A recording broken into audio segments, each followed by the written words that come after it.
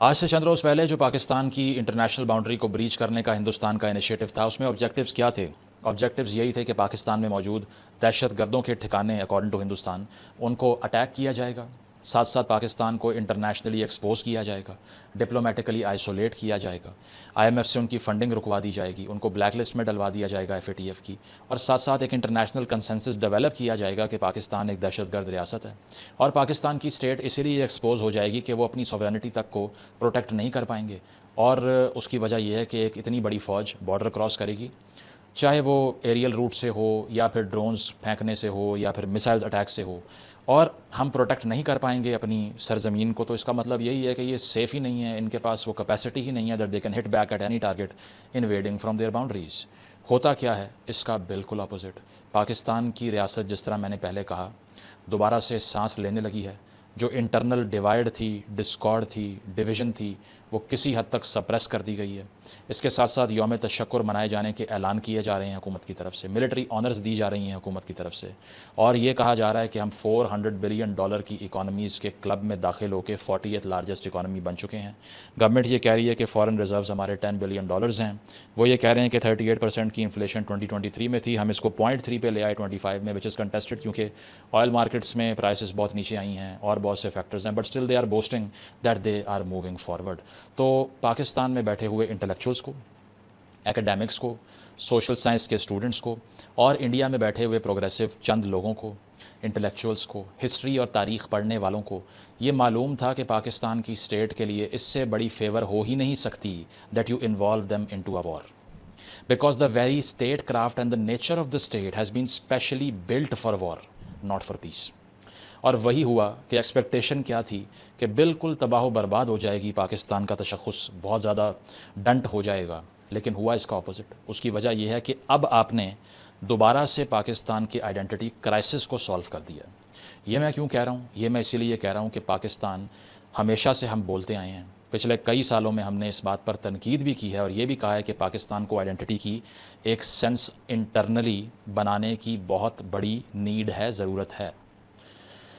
لیکن وہ آرگیومنٹس تو سارے اپنی جگہ پہ بھائی جان، لیکن سب سے بڑا پاکستان کا شناخت کا مسئلہ نریندر مودی جی نے سالو کر دیا۔ They imposed a war on us and all of us have become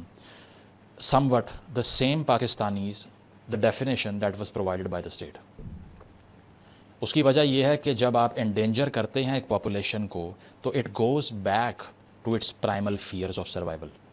اور سروائیول کے فیئر میں پڑنے کے بعد الیجنس اسٹیٹ کو دینا چٹکی میں ہوتا ہے، بلنک آف این آئی میں ہوتا ہے، اور وہی ہوا۔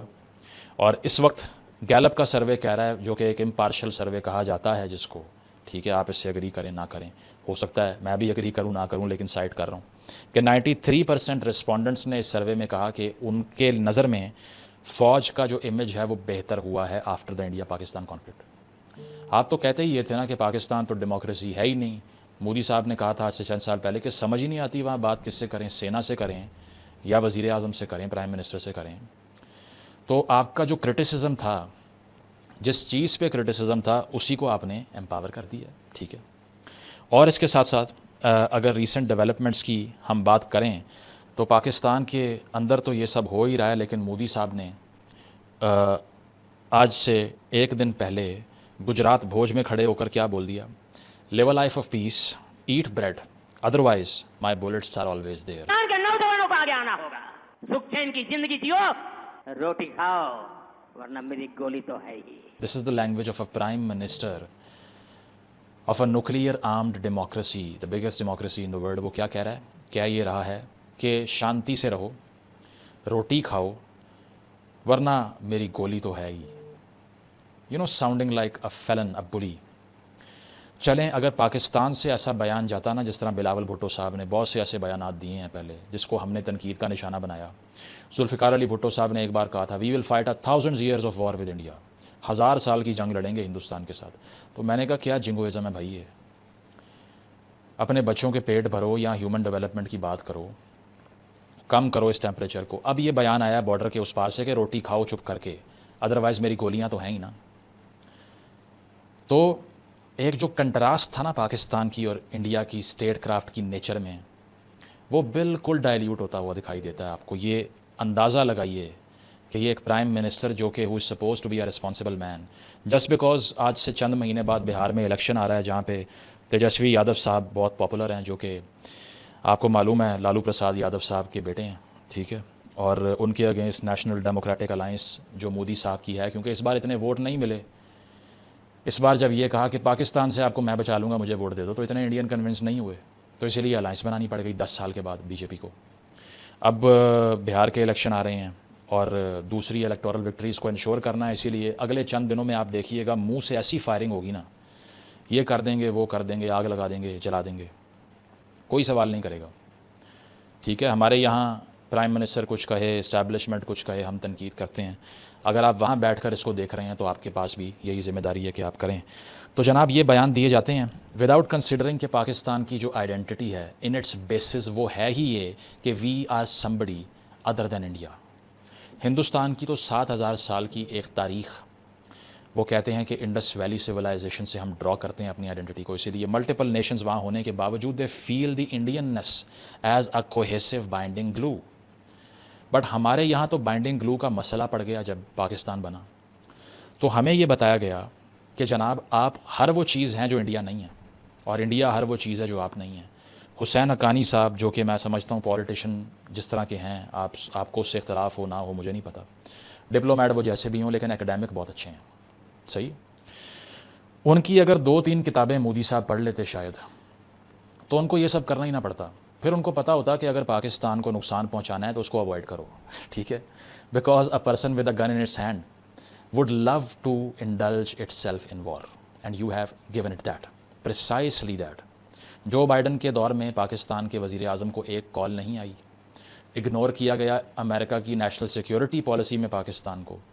انڈیا کی طرف سے کوئی انگیجمنٹ نہیں کی گئی جب پی ایم عمران خان کا دور تھا، تو پاکستان آپ کو گریجولی irrelevant ہوتا ہوا دکھائی دے رہا تھا انٹرنیشنل سٹیج کے اوپر۔ اب اس کے اپوزٹ چیزیں ہونا شروع ہوئی ہیں، تو جو ہمارا اسٹیٹ کرافٹ تھا وہ امپاور ہو گیا۔ حسین حقانی صاحب کی 2-3 کتابیں ہیں، Pakistan between mosque and military, reimagining Pakistan, اور magnificent delusions, they are all worth reading if as a student of politics and history you have not read this you have committed a cardinal sin, I would say must read these books. تو حقانی صاحب کیا کہتے ہیں؟ حقانی صاحب یہ کہتے ہیں کہ quote and quote military more than any other institution has defined Pakistan's nationalism in opposition to India and in alignment with an Islamic identity۔ ہمیشہ پاکستان کی آئیڈینٹی کو ڈیفائن ہی پاکستان کی ملٹری نے کیا ہے، ٹھیک ہے، اور نیشنلزم ہمارا ہے ہی کیا، اپوزیشن ٹو انڈیا۔ ہم اپنا نیشنلزم، اگر میری بات آپ سنیں نا تو صرف 2 چیزیں پاکستان میں نیشنلزم واپس لے کے آتی ہیں، ایک ہندوستان سے جنگ، دوسرا پاکستان کی کرکٹ ٹیم، تیسری چیز نہیں ہے ہمارے پاس جو کہ نیشنلزم فیل کروائے ہمیں، ٹھیک ہے۔ اور ایک اسٹریٹجک انسیکیورٹی، حقانی صاحب یہ فرماتے ہیں کہ اسٹریٹجک انسیکیورٹی پاکستان کو یونائٹ کرتی ہے، that sense we are insecure we have to stay together and back the institution of military. Now Pakistanis feel the insecurity towards India, that's why I can safely say کہ اس سے زیادہ مضبوط شاید recent past میں پاکستان کی فوج نہیں ہوئی ہوگی۔ یہ آبجیکٹیو اچیو کیا ہے بی جے پی نے، مودی صاحب نے اور ہندوستان نے۔ ری امیجننگ پاکستان میں حسین حقانی صاحب کہتے ہیں پاکستان's leaders define national interests primarily in terms of hostility towards India. The result has been a national identity built on negative emotions rather than positive aspirations۔ وہ کہتے ہیں کہ پاکستان کی جو سیاسی قیادت لیڈرشپ ہے اس نے ہمیشہ پاکستان کے قومی مفاد کو ہندوستان سے دشمنی اور اینٹیگنزم کے تحت ڈیفائن کیا، جو کہ ایک نیگیٹو سینس آف آئیڈینٹی ہے۔ پھر حسین حقانی صاحب ری امیجننگ پاکستان میں یہ پرپوز بھی کرتے ہیں کہ ہمیں ایک نئی سینس آف آئیڈینٹی چاہیے، ہمیں ہیومن ڈیولپمنٹ انڈیکس پہ کام کرنا ہے، ہمیں جو لوکل ایتھنک کلچرز ہیں ان کی پروموشن چاہیے، اور ہمیں ایک یونٹری قسم کی ایک لینس سے دیکھی جانے والی آئیڈینٹی نہیں چاہیے، بلکہ ہمیں شناخت وہ چاہیے جو کہ پلورلسٹک ہو، ڈائیورس ہو، اور جس کو ایکسپلین کرنے کے، جس کا احاطہ کرنے کے مختلف قسم کے ایونیوز ہوں، نہ کہ صرف ایک کہ چونکہ ہندوستان ہمارے خلاف ہے اسی لیے ہم پاکستانی ہیں۔ اور اگر آپ کو لگتا ہے کہ میں پاکستانی ادھر ہی سائڈ کر رہا ہوں صرف، تو میں نے پہلے بھی ایک بار یہ کوٹ پڑھا تھا 1956 کا ہانس جے مورگنتھو کا ایک آرٹیکل ہے، who was a brilliant theorist, realism میں پڑھائے جاتے ہیں، دا نیو ریپبلک نام ہے، یہ ضرور پڑھیں۔ اس میں کوٹ ہے، Pakistan is not a nation and hardly a state, it has no justification in history ethnic origin, language, civilization, or the consciousness of those who make up its population. They have no interest in common save one, fear of Hindu domination. کہتے ہیں کہ پاکستانی قوم itself کوئی ethnicity تو ہے ہی نہیں. یا بلوچ ہوگا, پشتون ہوگا, ٹھیک ہے, پنجابی ہوگا, سندھی سرائکی ہوگا, کشمیری ہوگا, گلگتی ہوگا, اور لینگویج بھی کوئی کامنالٹی پیدا نہیں کرتی, اور تاریخ بھی 1947 سے پہلے کی نہیں ہے. انڈیا والی تو آپ مانتے نہیں ہیں, ٹھیک ہے.